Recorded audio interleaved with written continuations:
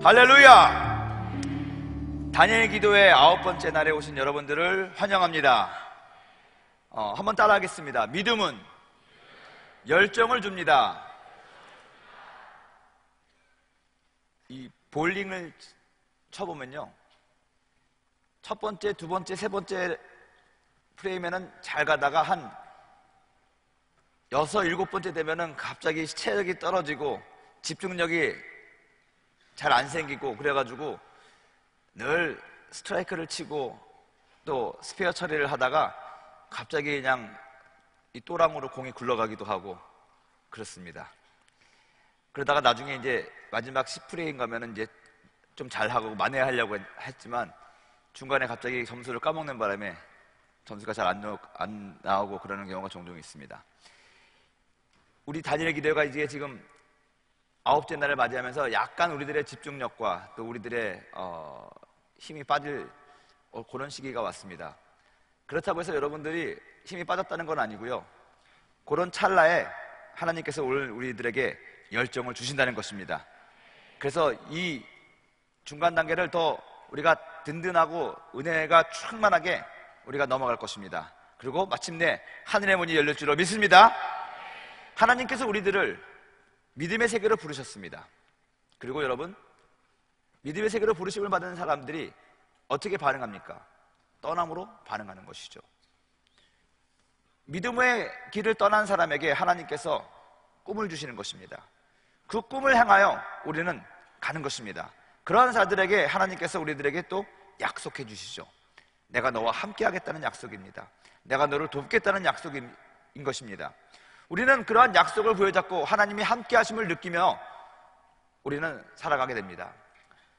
하나님께서 우리에게 주신 말씀, 율법, 이것들이 우리들로 하여금 하나님의 온전하신 뜻이 무엇인지를 알게 하고 또 그리스도의 장성한 분량으로 하나님의 자녀답게 살도록 우리를 인도하고 이끌어 갑니다. 그런 자들이 능력이 있는 것입니다. 말씀을 여러분 잘 믿고 순종하고 따라갈수록 믿음이 단단해집니다. 왜냐하면 믿음은 들음에서 나고 들음은 그리스도의 말씀으로 말미암기 때문에 그렇습니다. 성경 공부를 열심히 하고 또 하나님의 법대로 살아가는 사람들이 이 믿음이 단단해지는 것을 볼 수 있습니다. 제가 간혹 얘기합니다. 발작적인 신앙과 지속적인 신앙이 있는데 이 믿음이 단단해지지 못하면 발작적으로 예수님을 믿습니다. 좋을 때는 한없이 좋은데 또 넘어질 때는 또 어디까지 내려갈지 모를 정도로 밑으로 곤두박질 치고 하는 것이죠. 이걸 심리학적으로 얘기하면 조울증 환자라고 얘기를 합니다. 그렇지만 하나님의 말씀을 꾸준히 우리가 묵상하고 하나님 말씀에 붙잡혀 살아가면 이 믿음이 단단해지는 것이고 그런 사람들에게 하나님의 능력이 임한다는 것입니다. 아멘. 이 하나님의 능력을 경험한 사람들은 더욱더 하나님의 존재에 대해서 잘 알게 되고 하나님의 능력을 사모하게 되는 것이죠. 그리고 흔들리지 않는 어떤 속신, 확신을 갖게 됩니다. 그런 사람들에게 보이는 특징이 있습니다. 열정이라는 것입니다. 성경에 나와 있는 믿음의 사람들이 가지고 있는 공통점을 우리가 본다면 모두 다가 열정을 가지고 있다는 것입니다. 성경에 나와 있는 사람뿐만이 아니라 많은 선교사님들 또 이 신앙의 선배들의 모습을 보면 한결같이 믿음의 사람들은 열정을 가지고 있는 사람들이라는 것입니다. 여러분들 안에 어떤 일을 하는 데 있어서 열정이 있느냐 없느냐 그것을 보고 내가 지금 성령 충만하구나 성령 안 충만하구나, 여러분 그것을 판단해도 별 무리가 없을 거라고 저는 생각을 합니다. 정말 성령 충만받고 믿음이 굳건해지면 열정이 생기니까 전도하는데 열정을 생기게 되는 것이고 모이는데 열정을 가지고 모이게 되는 것이고 그러는 것입니다. 찬양과 기도하는데 열정을 다해서 주님 앞에 기도하고 찬양하고 한다는 것입니다. 하지만 믿음이 없으면 노래를 불러도 찬양을 해도 그것이 믿어지지 않으니까 열정을 다해서 찬양할 수 없는 것입니다. 정말 믿음이 생기면 주님 다시 오실 때까지 그 찬양 부리면 정말 주님이 오실 것 같아가지고 자기도 모르게 주님 손을 좀 잡으려고 손이 올라갈 수밖에 없다는 것입니다. 주여 주여 하면 내가 외치는 이 주여가 저 천장을 뚫고 하늘의 보좌로 상달되는 것 같아서 주여를 끝날 수가 없는 것입니다. 저는 이 대성전에서 기도 인도할 때마다 그런 걸 느낍니다. 이 앞에서 아니면 사회자석에서 기도 보조를 할 때 주여 주여 하면 어떨 때는 정말 이 주여가 꼬리를 말고 저 꼭대기로 저 구멍 있죠, 조그만 데로 가가지고, 그래서 주여 해가지고 그걸 끝낼 수가 없는 거예요. 보좌에 닿을 때까지 한번 외쳐보는 것이죠. 여러분, 우리 안에 하나님에 대한 믿음과 하나님이 나의 기도를 들으시고 나와 함께 하신다는 믿음이 확실하면 열정을 가지고 기도할 수 있습니다. 열정을 가지고 찬양할 수 있다는 것입니다. 열정을 가지고 아무리 엄동소란이라도 모이는 것입니다. 저녁에도 모이고 새벽에도 모이고 그 열정을 가지고 복음을 전하는 것입니다. 전도하는 것입니다. 믿음의 사람들에게는 안 된다는 말이 상당히 거북하게 들립니다. 왜냐하면 믿어지는데 자꾸 안 된다고 하니까. 믿어지면 여러분, 눈앞에 보이는 상황을 보는 것이 아니라 그 상황 뒤에 있는 배경이 보이는 것이거든요. 그 언덕 너머에 하나님의 응답이 보이는 것이거든요. 믿음의 사람들은 그래서 열정이 있고, 그 열정이 있는 사람들은 비저너리입니다. 미래의 소망을 제시하는 것이라는 것입니다. 저는 사랑하는 우리 액팅 대학 청년국 모든 여러분들이 이러한 믿음을 소유한 자가 되기를 주님의 이름으로 축원드립니다. 열정을 가지고 살아가시기를 주님의 이름으로 축원드립니다. 오늘은 느헤미야의 이야기를 하도록 하겠습니다. 오늘 본문이 좀 긴데 느헤미야 1장 1절에서 11절까지의 말씀을 그래도 우리가 한번 하나님의 말씀을 잘 합독하도록 하겠습니다. 하가라의 아들 느헤미야의 말이다. 아닥사스 왕 제20년 기슬르월에 내가 수상궁에 있는데 내 형제들 가운데 하나인 하나니가 두어 사람과 함께 유다에서 내게 이르렀기로 내가 그 사로잡힘을 면하고 남아있는 유다와 예루살렘 사람들의 형편을 물은즉 그들이 내게 이르되 사로잡힘을 면하고 남아있는 자들이 그 지방 거기에서 큰 환난을 당하고 능욕을 받으며 예루살렘 성은 허물어지고 성문들은 불탔다 하는지라.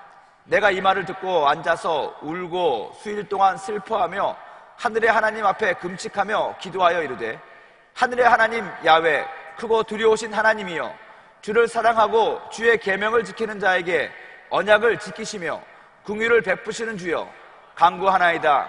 이제 종이 주의 종들인 이스라엘 자손을 위하여 주야로 기도하오며 우리 이스라엘 자손이 주께 범죄한 죄들을 자박하오니 주는 귀를 기울이시며 눈을 여시사 종의 기도를 들으시옵소서. 나와 내 아버지의 집이 범죄하여 주를 향하여 크게 악을 행하여 주께서 주의 종 모세에게 명령하신 계명과 율례와 규례를 지키지 아니하였나이다. 옛적에 주께서 주의 종 모세에게 명령하여 이르시되 만일 너희가 범죄하면 내가 너희를 여러 나라 가운데에 흩을 것이요 만일 내게로 돌아와 내 계명을 지켜 행하면 너희 쫓긴 자가 하늘 끝에 있을지라도 내가 거기서부터 그들을 모아 내 이름을 두려고 택한 곳에 돌아오게 하리라 하신 말씀을 이제 청하건대 기억하옵소서. 이들은 주께서 일찍이 큰 권능과 강한 손으로 구속하신 주의 종들이요 주의 백성이니이다.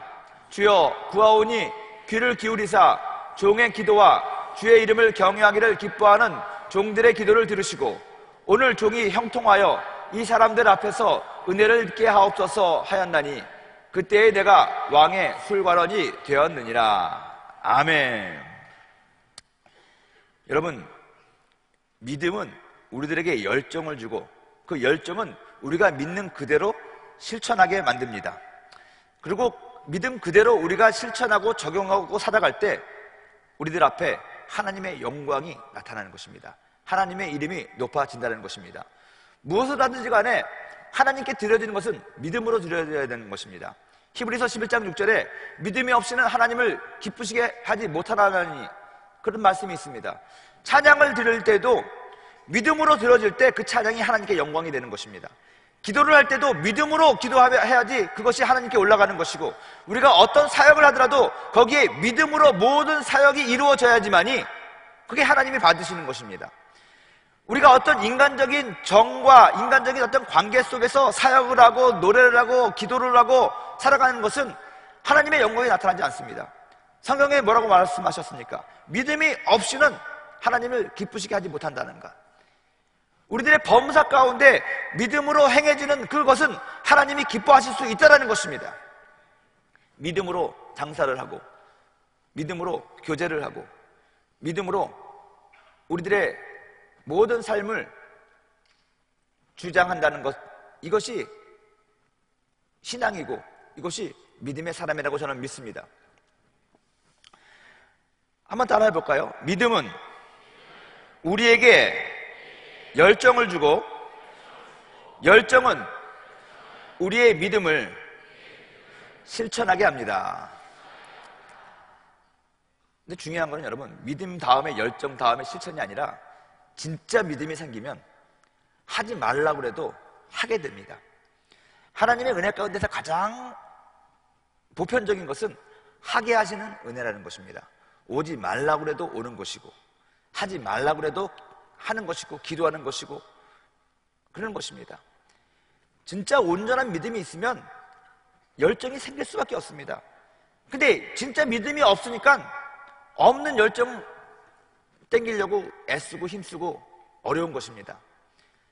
진짜 믿음으로 말미암은 열정으로 행해지는 그 일을 통해서 하나님의 영광이 나타나고 열매가 나타난다고 저는 믿습니다. 오늘 저는 여러분들 앞에서 이 느헤미야를 소개하려고 합니다. 느헤미야는 상당히 독특한 사람입니다. 특이한 사람입니다. 우리가 성경에 나와 있는 많은 사람들의 리더십을 우리가 연구를 하기도 합니다. 그 가운데서 아주 특이한 리더십을 가지고 있는 사람이 느헤미야입니다.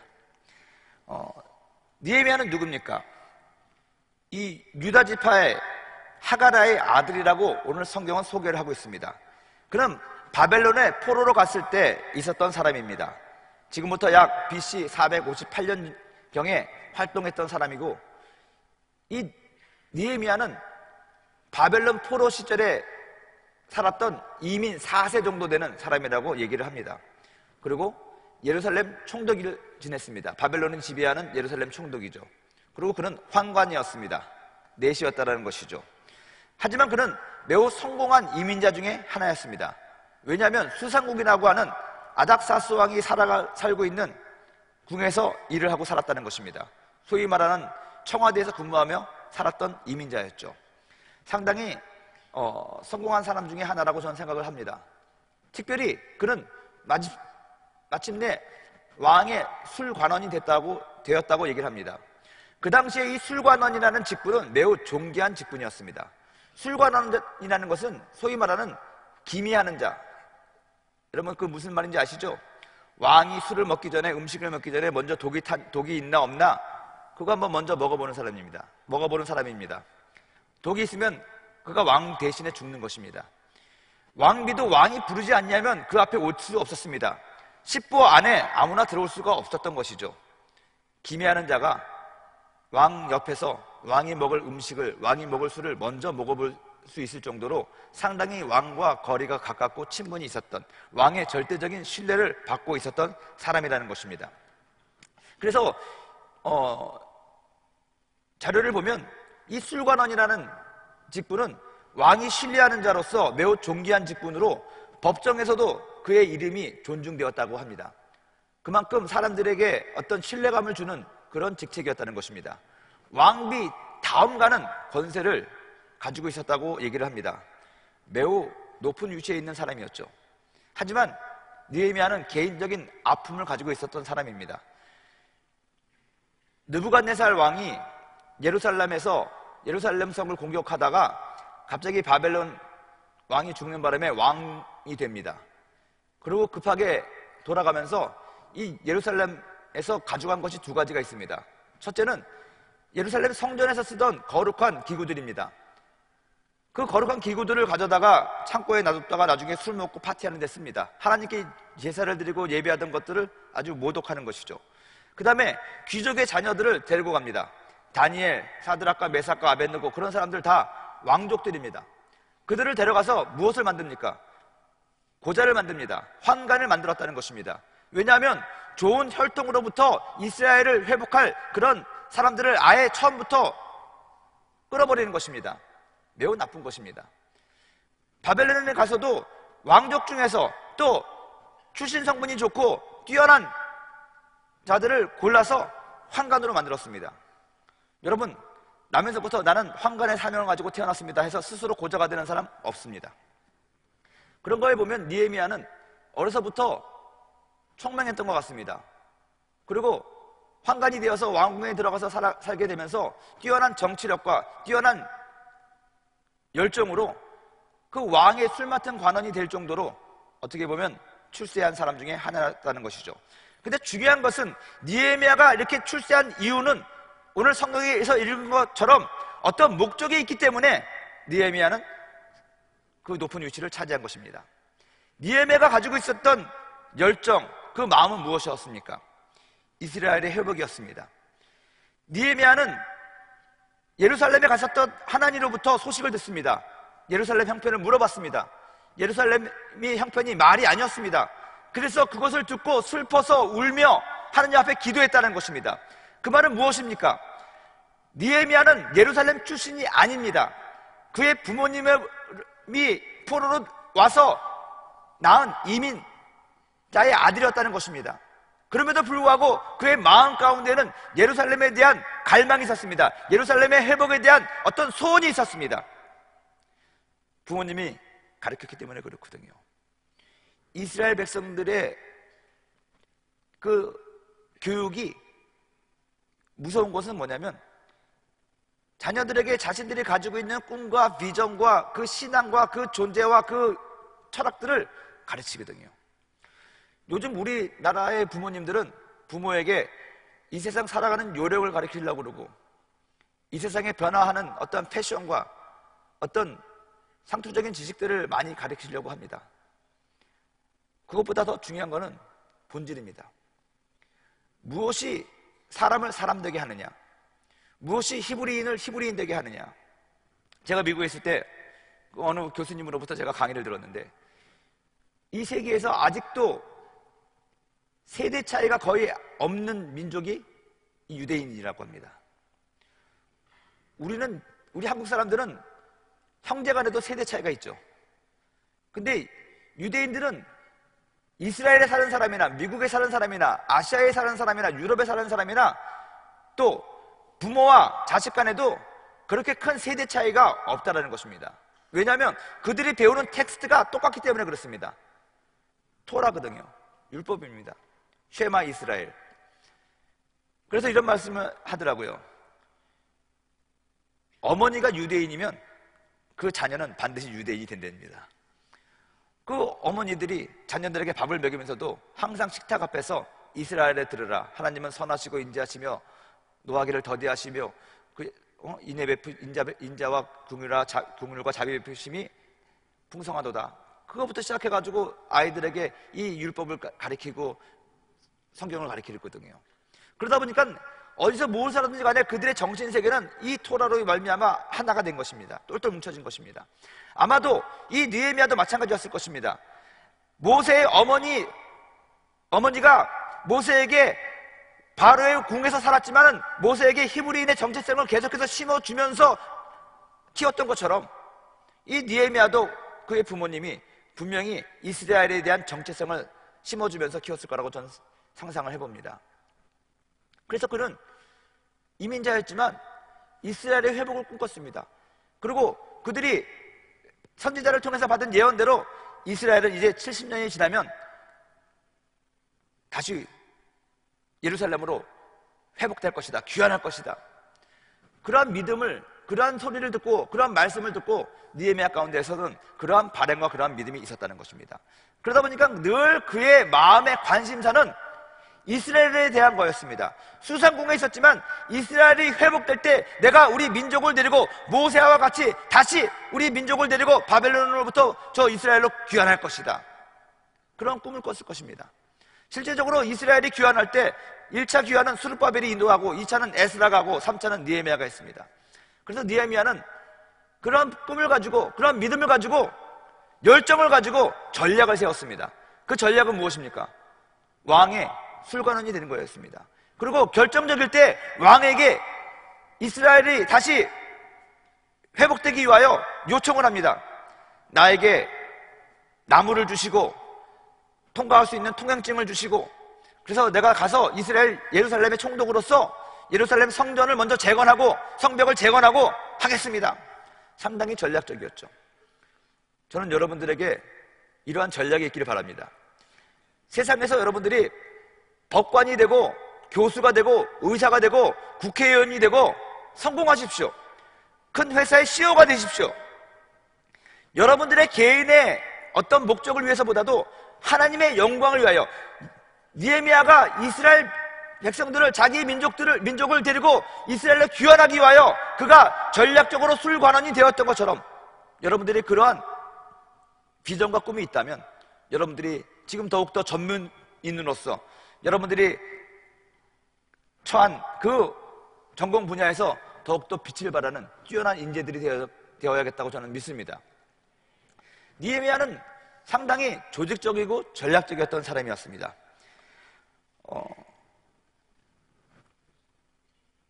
어떤 목사님이 느헤미야와 에스라를 비교를 했는데 이렇게 비교를 하더라고요. 에스라의 리더십과 느헤미야의 리더십은 참 다른데, 에스라의 리더십은 전통적인 한국 교회의 리더십이었다면, 동양적인 리더십이었다면, 느헤미야의 리더십은 상당히 공격적인 그런 리더십이었다. 에스라는 어떤 예루살렘으로 돌아가서도 그것을 개혁하기 위하여 10년을 아파했습니다. 에스라는 학자였잖아요. 하나님의 말씀을 사람들에게 전해주고 싶었고, 다시 한번 이스라엘 민족으로 하여금 아버지 하나님의 말씀을 들려주고 싶었습니다. 근데 사람들이 듣지 않았습니다. 사람들의 마음은 이미 하나님의 법에서 떠났습니다. 그런 사람들에게 에스라는 아파하면서 안타까워하면서 하나님 앞에 금식하고 회개했습니다. 자신의 머리카락을 뜯으면서, 자신의 옷을 찢으면서 그렇게 기도했습니다. 그것이 에스라가 가지고 있던 리더십입니다. 근데 느헤미야는 에스라가 10년 동안도 하지 못한 일을 단 52일 만에 해버립니다. 에스라와 정반대의 리더십을 가지고 있었습니다. 자기를 반대하는 자에게 가서 설득했습니다. 설득이 안 되면 설득될 때까지 그와 대화를 했습니다. 다른 전략을 짰습니다. 자기를 반대하는 자를 위해서 에스라는 자기 머리카락을 뽑고 울면서 회개하고 기도했는데, 느헤미야는 그 사람의 머리카락을 뽑아버렸다고 합니다. 엄청난 반전이 있는 사람이죠. 느헤미야는 갔을 때, 이 사람들이 하나님의 말씀을 듣지 못하는 이유가 뭐냐면 불안해서 그렇다, 안정되지 못하기 때문에 그렇다. 여러분, 스룹바벨은 성전을 재건했는데 느헤미야는 뭘 재건했죠? 성벽을 재건했습니다. 상징적인 것입니다. 세상으로부터 오는 모든 잡소리와 모든 공격과 그런 어수선한 전장을 먼저 정리한 것입니다. 그런 성벽을 재건한 다음에 에스라를 불렀습니다. 그리고 에스라로 하여금 하나님의 말씀을 낭독하게 했습니다. 70년 만에 하나님의 말씀이 에스라를 통해서 낭독되었다는 것입니다. 엄청난 감격과 또 영광이 나타나는 모습이었지만, 그 이유는 느헤미야가 먼저 성벽을 먼저 재건해가지고 그 사람들에게 안정감을 주었기 때문에 그렇습니다. 아무튼 이 느헤미야는 상당한 어떤 그러한 저돌적이고 공격적인 리더십을 가지고 있었던 것 같습니다. 열정의 화신이었죠. 근데 이 느헤미야의 말씀을 쭉 보면 뭡니까? 자기가 하는 일에 대해서 분명한 확신이 있었습니다. 되는 일 한다고 생각했기 때문에 그렇습니다. 하나님의 뜻이 70년 기한이 차면 이스라엘을 예루살렘으로 다시 돌려보낼 것이다. 선지자의 예언이었고 내가 배운 말씀이었다.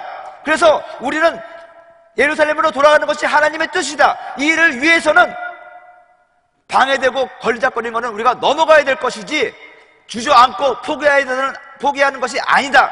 이것이 느헤미야가 가지고 있던 믿음이었습니다. 한번 따라해 볼까요? 나는 되는 일 하는 사람이다. 여러분, 우리 그리스도인들은요, 하나님께서 되는 일 하게끔 우리를 부르셨습니다. 어떤 일을 부르실 때 그 일을 행하시는 여호와, 그 일을 성취하시는 여호와라고 말씀하지 않았었습니까? 하나님이 이 일을 감당할 수 있으니까 우리들에게 그러한 직분을 주시고 그 일을 맡기신 것입니다. 어떤 과정 가운데 올라갔다 내려갔다 우여곡절이 있겠지만은 반드시 이것은 이루어지기 때문에 그 일에 우리를 부르신 것입니다. 목사님, 나는 못해요. 못하면 하나님이 아예 그 자리에 세워주지도 않으신다는 것입니다. 할 만하니까 세운 것입니다. 내게 능력 주신 자 안에서 내가 모든 것을 할 수 있느니라 말씀하셨습니다. 여러분, 느헤미야는 그것을 알았어요. 하나님이 이스라엘을 회복시킨다는 그 약속을 우리들에게 하셨기 때문에 내가 하는 이 일은 반드시 되는 일일 것이다. 그래서 그는 더욱더 열정을 가지고 저돌적으로 공격했던 것입니다. 여러분, 이 성경 창세기부터 계시록까지의 말씀이 우리들에게 가르치는 것이 무엇입니까? 어떤 책을 보면 마지막에 결론인 부분에 항상 그 책에서 말하고자 하는 그런 것이 나오잖아요. 결말이 거기 나오잖아요. 성경의 맨 마지막 책이 뭡니까? 요한계시록이잖아요. 저는 요한계시록을 좋아합니다. 요한계시록의 해석은 많은 사람들이 어려워하기도 합니다. 그래서 그렇게 어려운 건 나도 어려워합니다. 그래서 요한계시록 본문은 거의 내가 안 잡습니다. 요한계시록 잘못 건드렸다가 또 2단이다 3단이다 소리 들으면 안 되니까 나 혼자 보고 근데 사실 봐도 잘 모르겠습니다. 근데 문제는 요한계시록 이전의 책들은 이미 이루어진 책들입니다. 이루어진 이야기들입니다. 근데 이 요한계시록이나 다니엘서 같은 경우는 앞으로 되어질 일들에 대해서 나와 있기 때문에 말이 많습니다. 그래서 웬만한 목사님들, 용기 있는 목사님이 아니고서는 그걸 잘 건드리지 않죠. 그럼에도 불구하고 저는 요한계시록이 무엇을 말씀하고 있는지 분명히 알고 있습니다. 그것은 뭡니까? 마침내 하나님께서 예수 그리스도가 승리한다는 것입니다. 아멘. 우리 성도가, 우리 교회가 이긴다는 것입니다. 아무리 이 세상에 강한 세력이 있다고 해도, 어떤 어려움이 있다고 해도 마침내 이기는 자가 있는데 그 이기는 자가 예수 그리스도고, 예수 그리스도를 믿는 교회와 그의 성도들이 이긴다는 것입니다. 할렐루야. 2차 세계대전 당시에 처칠이 항상 사람들에게 승리의 V자를 그렸습니다. 독일로부터 연합군이 공격을 받아서 다 죽게 되었을 때여도, 사실 놀망디 상륙작전이 아니면 연합군이 그 전세를 뒤집기가 어려웠을 그런 지경에 있었을 때에도 처칠은 방송에 나가서 사람들에게 걱정하지 마십시오, 우리가 이깁니다, 빅토리. 그래서 처칠의 상징이 되는 것이 이 V자 승리였습니다. 저는 우리 성도들의 삶이 바로 이거라고 생각합니다. 지금 우리는 환난을 당하나 결국에는 우리가 이기게 되어 있습니다. 이 세상을 다스리고 이 세상을 섭리하시고 통치하시는 분이 우리 아버지 하나님이시기 때문에 결국 우리 하나님이 이기는 것이고 하나님의 백성이 이기는 것이고, 지금은 내가 넘어지고 지금은 내가 별 볼 일이 없는 것 같지만 결국에는 우리가 별 볼 일이 있어진다는 것입니다. 우리를 공격하던 원수들 앞에서 우리는 승리의 V자를 그릴 때가 온다는 것입니다. 다윗이 말씀하셨습니다. 고백했습니다. 원수의 목전에서 상을 베푸신 하나님이라는 것입니다. 밥상이에요. 우리를 핍박하고 우리를 조롱하던 그 사람들 앞에서 하나님께서 떡하니 진수성찬을 차려주신다는 것입니다. 우리의 인생이 마지막에 승리한다는 것입니다. 여러분, 이것을 믿는 사람들은 열정을 가질 수 있습니다. 왜냐하면 결국 되게 될 거니까. 이 일에 나는 성공할 거니까. 아멘. 다만 그 과정 가운데서 우리가 더 겸손해지고 우리가 또 무엇을 배워야 하기 때문에 하나님께서 그런 과정들을 우리에게 허락하시는 것 뿐이지, 결코 우리를 하나님께서는 버리지 않으신다는 것입니다. 생명을 어때서 풍성하게 얻게 하실 것이라는 것입니다. 이것을 믿는다는 것입니다. 하나님의 절대적인 계획을 믿고 그 가정하에 우리가 그 모든 일을 행하는 것입니다. 그 믿음으로부터 열정이 나옵니다. 여러분, 되는 일을 하니까 그 일을 하는데 얼마나 하고 싶은 마음이 들겠어요. 장래에 어떻게 될지 모르고 막연하면 이거 해도 될까? 이거 안 해도 될까? 하지만 마지막에 이것이 어떻게 우리들에게 잘 될지를 믿고 확신한다면 무슨 일을 하든지 간에 열정을 가지고 재밌게 할 수 있다는 것입니다. 여러분, 기도가 왜 힘이 없습니까? 응답을 받을까? 안 받을까? 의심하기 때문에 그렇습니다. 근데 기도는 응답입니다. 하나님께서 우리들에게 응답을 주시기 위하여 기도를 시키시는 것입니다. 우리가 지금 이 자리에 나와서 기도했다는 것 자체가 하나님의 뜻 가운데서 우리가 응답받기 위하여, 하나님이 우리에게 응답을 주기 위하여 부르신 거기 때문에 우리는 기도하는데 열정을 가질 수 있는 것입니다. 자꾸만 우리들 마음 가운데 아니야, 이거 진짜 이거 기도한다고 이게 진짜 내가 성령 받을 수 있을까? 그건 마귀가 주는 생각입니다. 그건 분명히 분별을 하셔야 돼요. 목사님, 해도 안 되던데요. 그거는 마귀가 주는 생각입니다. 여러분들이 지금 이 자리에 나와서 이 추운 날 여기까지 여의도까지 칼바람을 맞으며 나와서 이렇게 기도하고 하나님의 말씀을 듣는다는 것 자체가 하나님께서 여러분들의 기도를 응답 이미 하셨다는 것입니다. 우리는 이제 받기만 하면 된다는 것입니다. 그걸 가지고, 기대를 가지고 우리가 아버지 앞에 주여 외치고 더 강하게 부르짖고 나아갈 수 있다는 것입니다. 오늘 기도할 때 이 사실을 믿으시고 이 믿음을 가지고 열정을 다하여 부르짖는 여러분이 되기를 주님의 이름으로 축원드립니다. 여러분, 앞서 말한 것처럼 유대인들은, 이스라엘 백성들은 신앙으로, 하나님의 말씀으로 모든 공동체가 모였습니다. 하나가 되었습니다. 우리들의 공동체가 모이는, 우리들의 교회 공동체, 가정 공동체, 직장 공동체가 무엇으로 모이느냐, 그게 매우 중요합니다. 세상 사람들은 돈으로 모입니다. 세상 사람들은 어떤 인맥으로 모입니다. 어떤 취미 활동으로 모입니다. 그런 걸로 모일 때 믿음이 생기지 않습니다. 그런 것으로 모일 때 하나님의 영광이 드러나지 않습니다. 우리가 무엇으로 모여야 되느냐? 신앙으로 모여야 된다는 것입니다. 믿음으로 뭉쳐져야 된다는 것입니다. 믿음으로 뭉쳐졌을 때 유대인들이 세계 각국에 퍼져 있어도 그들이 정말로 똑같은 하나님이 주시는 마음으로 일치 단결해서 연합되고 또 이 세상 가운데서도 뛰어난 민족이 됐던 것처럼 우리 민족도, 우리 대한민국도, 우리 크리스찬들도 그렇게 모여야 됩니다. 근데 요즘에는 심지어 교회 내에서도 믿음보다는 다른 어떠한 목적으로 우리가 모임을 갖습니다. 그래서 교회가 문제가 되는 것입니다. 힘을 잃어버리는 것입니다. 느헤미야에게 있었던 것은 한결같은 마음, 믿음, 이스라엘의 회복이었습니다. 우리도 그러한 믿음이 필요하다는 것입니다.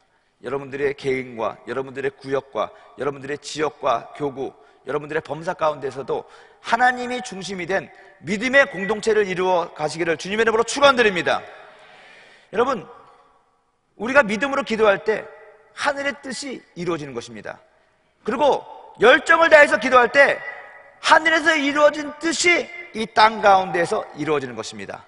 실현되는 것입니다. 여러분, 우리가 기도하면 하나님이 들으시고 하늘에서 응답하십니다. 하늘에서는 이미 응답이 있었고 하늘의 뜻이 이루어졌습니다.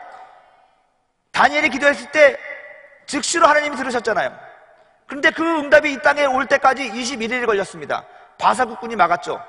21일 동안 다니엘이 포기하지 않고 열정을 다해서 기도하니까 군대장관 미가엘이 와서 도와줘서 응답이 결국 마침내 임한 것입니다. 똑같습니다.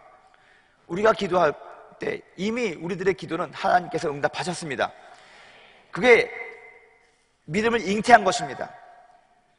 이것이 이제 우리 눈앞에 보이기 위해서 해산이 되어야 되는 것입니다. 그 하늘의 뜻이 이 땅 가운데서 실현이 되어야 된다는 것입니다. 그것을 위해서 우리가 필요한 것이 뭐냐? 열정이에요. 열심을 다해서 포기하지 않고 주님 앞에 기도하는 것입니다. 주여 응답을 주시옵소서. 아니, 응답이 내 눈앞에 떨어지게 하여 주시옵소서. 하늘의 문을 여시고 하나님께서 예스하신 그 응답이 이 땅 가운데, 내 눈앞에, 나의 삶 가운데, 우리 공동체 가운데, 우리 교회 가운데 임하게 하여 주시옵소서. 이렇게 적극적으로 기도할 때 우리가 잉태한 믿음이 해산되는 것입니다. 하나님의 하늘의 뜻이 이 땅 가운데서 이루어지는 거라고 저는 믿습니다. 여러분, 이 모든 것을 가능케 하시는 분이 성령님이십니다. 성령께 사로잡히면 우리가 하나님의 말씀을 제대로 하나님의 말씀으로 믿게 되는 것이고, 그 믿음으로 말미암아 우리 가운데 하면 되겠구나, 한번 해보면 되겠구나, 열정이 생기는 것입니다. 그래서 부르짖는 것입니다. 기도하는 것입니다. 그리고 마침내 하늘의 뜻이 이 땅 가운데 이루어진다는 것입니다. 마침내 산이 옮겨지게 된다는 것입니다.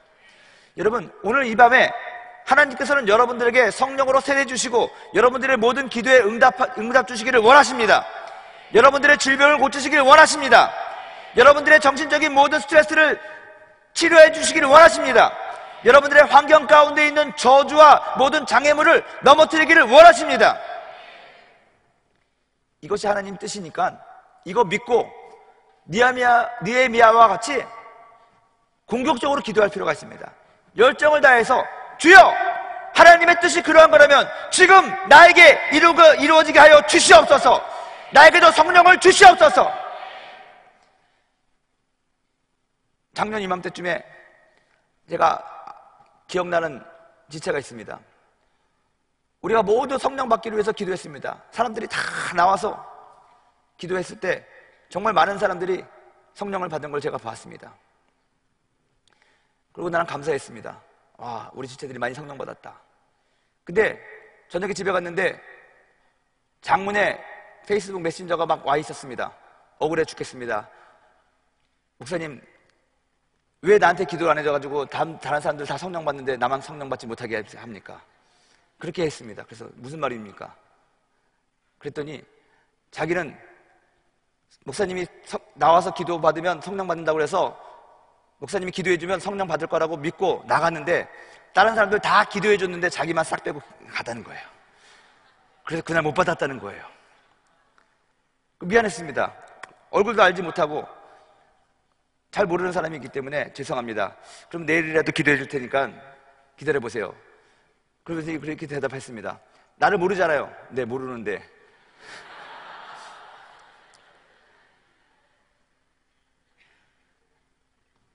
그래서 그랬습니다. 그럼 목사님 말 믿고 더 열심히 기도하겠습니다. 가장 열심히 기도하는 사람이 있는데 와서 꼭 기도를 해 주십시오. 그러는 거예요. 그러면 나 성령 받는다고 나는 믿습니다. 그래서 이틀 후에 기도를 하는데 제가 봤습니다. 누가 가장 열심히 기도하나. 근데 이상하게요, 저 뒤에서 어떤 한 지체가 기도를 하는데 막 턱을 발발발 떨면서 기도하는 것이 강대상에서 보였습니다. 희한했습니다. 앞에 사람 기도해주고 저 뒤에까지는 잘 안 가는데 그날 한 지체가 눈에 띄는데 왠지 저기까지 가가지고 기도를 해줘야 될 것 같아가지고 저희 끝에 가가지고 기도를 해줬습니다. 근데 성령을 받은 거예요. 할렐루야. 근데 너무 재밌는 거는요, 그 사람이 어저께 나한테 그렇게 시비 건 사람인지 저는 몰랐는데 집에 가서 보니까는 그 사람이 그 사람인 거예요. 할렐루야. 여러분, 이 말이 무슨 말입니까? 하나님이 나에게 주시겠다고 말씀하셨기 때문에 절대 의심하지 않고 정말로 저돌적으로 주님, 응답을 주십시오, 성령 세례 주십시오 라고 구하면 하나님이 주신다는 것입니다. 아멘. 니에미야가 가지고 있던 이 열정 우리가 오늘 가지고 우리 한번 하늘을 여는 기도를 하시기를 바랍니다.